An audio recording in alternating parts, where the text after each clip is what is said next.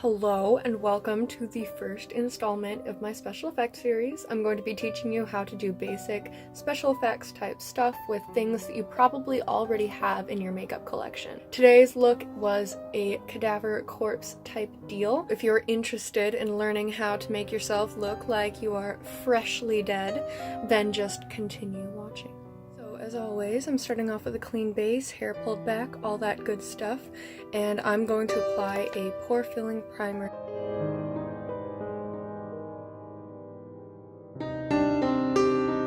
And while you're doing this, you should be taking a look at your face or the face of the person that you're working on, and just taking note of which parts of their face tend to hollow out and which parts of their face tend to pop forward, because obviously once you die, all the moisture starts to leave your body, and the parts of your face that are more sunken in get a lot more emphasized, and the parts of your face that jut out seem to be, a lot more prominent. The next step is to establish a base. You don't have to go stark white for this, and you probably shouldn't if you want it to look a lot more realistic, but you should go at least a couple shades lighter than your natural skin tone and use something matte. You want to keep in mind what parts of your body are going to be showing for this costume. If your neck, hands, ears, all those things are going to be showing, you're going to want to lighten those up as well, otherwise it's going to look extremely weird.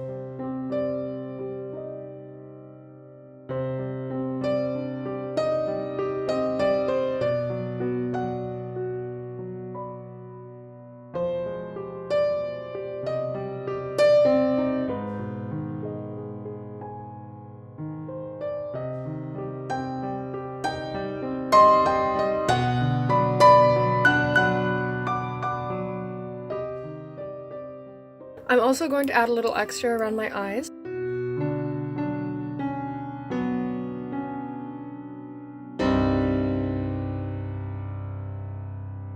The next step, like I said before, is to make those hollow parts of your face seem even more defined and deep. A general rule of thumb when it comes to makeup is that warm tones will add vitality, obviously warmth, and make you look a lot more alive, whereas cool tones will do the opposite. So make sure that all of the shadows that you're using in this have a cool undertone, so gray, blue, etc. I'm taking this cool tone brown eyeshadow that I used in my last video, and I'm going to just dip a fluffy brush into it and start to hollow out my eyes. I'm going to concentrate on the inner part as well, because I really want to make it seem like the entire eye is, sunken back into my skull.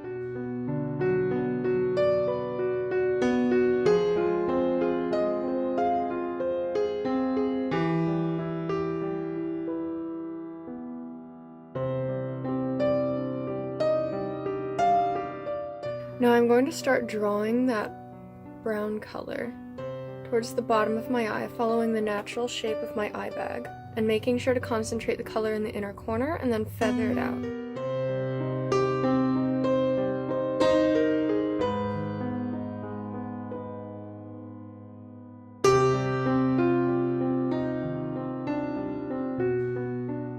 Next, I'm going to set the rest of my face with powder and start contouring using that same brown shadow.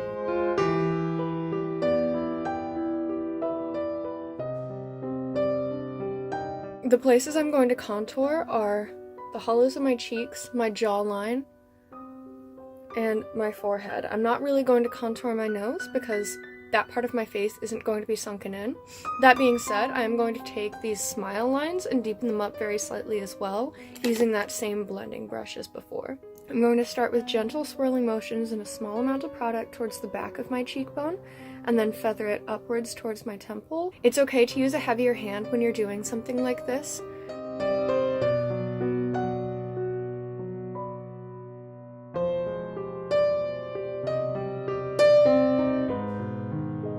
You really want to focus on your temples as well, because that'll really bring the focus onto the outline or the shape of your actual skull.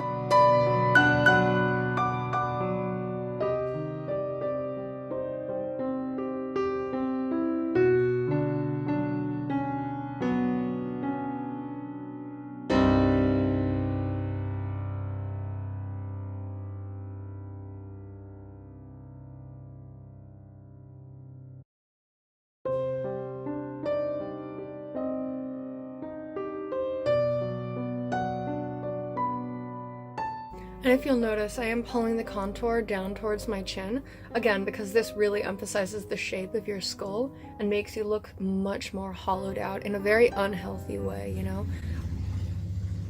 Then onto my smile lines.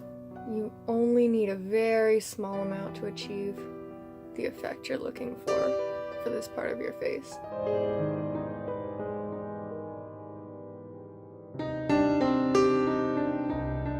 Now I'm going to add highlights to my face. You can use a plain setting powder for this, you can use a white powder, whatever fits your face best. I'm going to just be using a flesh colored single eyeshadow to bring out the high points of my face. For me, those points are going to be my eyelid, the tip of my nose, my cheekbones, the middle of my forehead, and my chin.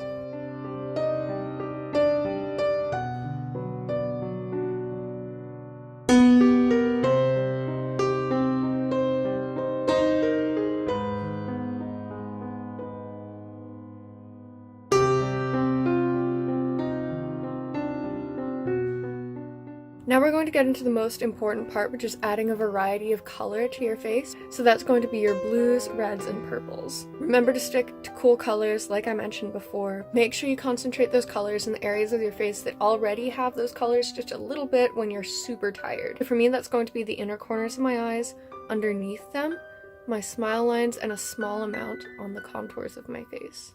I'm going to start out with a matte blue color in the inner corners of my eyes and go from there.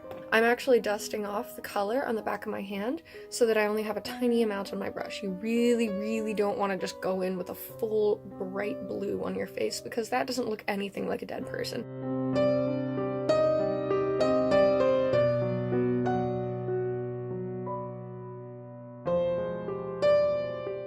I'm also going to swirl some on the outer corners of my eyes and drag that color down, because another rule of thumb, dragging lines downward create age, dragging them upwards on your face creates youth. So if I get in a little closer, you can kind of see how this side is looking a little bit more gray and ashy, and this side just kind of looks tired.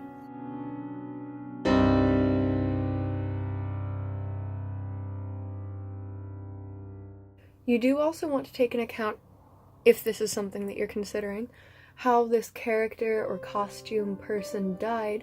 So if it's something like drowning, you really want to emphasize the blueness in here, and you may even want to, bring out those highlights even more so it looks like this person is bloated, versus something like generic, like bleeding out or just, falling over and being dead. You don't have to have a reason that this person died. This is kind of just a generic tutorial, and you can customize it however you want. I'm also going to take this same brush and swirl a little bit of the blue just underneath my cheekbones, just to add a little bit more coolness and depth to that contour. I'm also going to add it to my temples in the very most hollow point.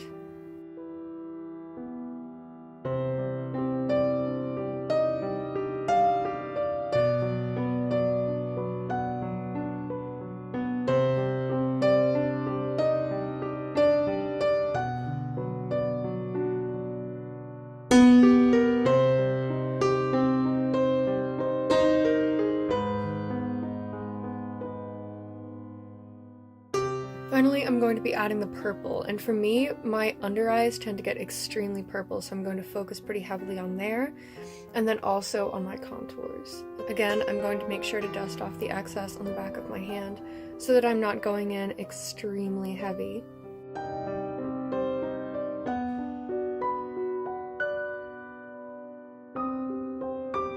Again, make sure to use a light hand with this, slowly building up layers of color, and make sure not to completely mute out your entire eye, because obviously the entire thing isn't going to be sunken into your skull, just the parts that are naturally hollow and have less skin and fat.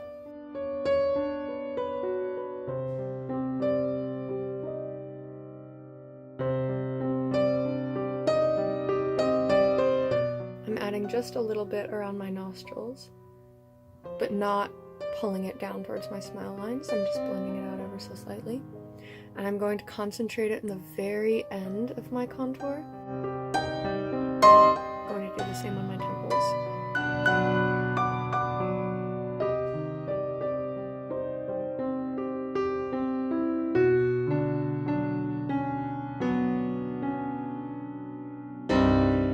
And remember, a lot of this is going to be a very slow process of building up color. You may end up having to redo things a couple of times, and hey, that's fine.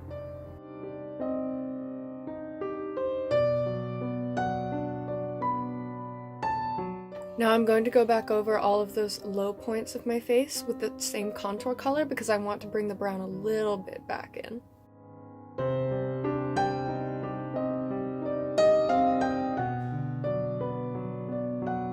Now this next step is optional because obviously your neck and chest aren't going to be showing in every costume, and if you want to do less work, just pick a costume that doesn't show your chest and neck. I'm going to repeat the same process that I did of hollowing out my cheekbones and layering those colors in the same order around these veins, you know, when you tighten up your neck and you look really like a Teenage Mutant Ninja Turtle.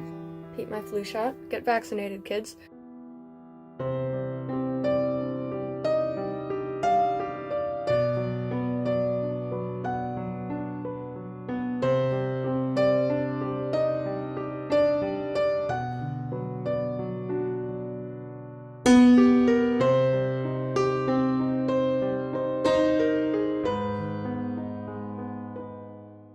I'm going in with the blue, same process as before, slowly building up colors and concentrating in the more hollowed out parts of my neck. Finally, purple. It's okay if it's a little bit deeper in this area, because your neck really does get hollowed out when you're a corpse, so it's fine.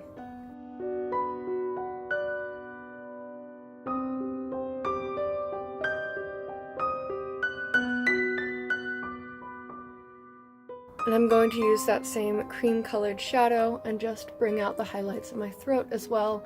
And I'm going to go over my face once again, just because I feel like I lost a little bit of those highlights while I was blending all the other colors on. So I'm just going to bring the brightness back just a tiny bit.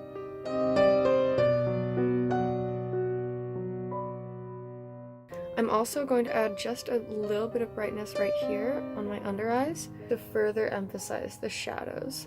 I'm also going to run it just along the brow bone, partially to highlight and partially to blend out those edges. Now for the not so fun part that you can kind of skip if you want to be comfortable throughout the night, but if you really want to, you know, add that extra level to your costume, do this. So you're going to want to make your lips look very crusty, very hollowed out, and very dry. The way you're going to do this is just purse your lips and dot that same foundation, concealer, whatever you want, over top.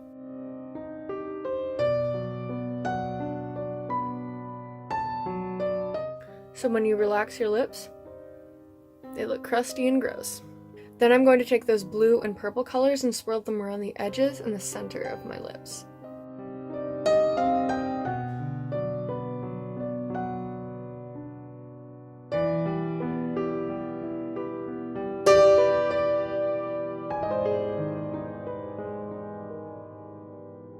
I'm going to pull it down towards my chin.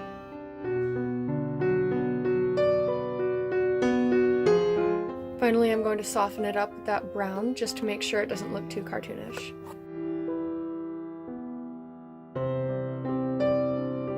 Now the last thing I'm going to do is run a spoolie brush through my eyebrows and eyelashes, not necessarily to shape them, but more just to get the powder out of them.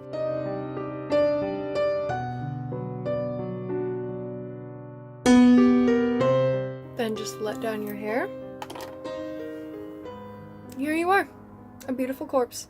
I hope you enjoyed the video. I hope you learned something. And I had a lot of fun doing this because special effects, you know, weird type makeup is kind of my favorite thing ever. Not that I'm super qualified to be talking about it, but like, whatever, it's fine. Thank you very much for watching, and I will see you later.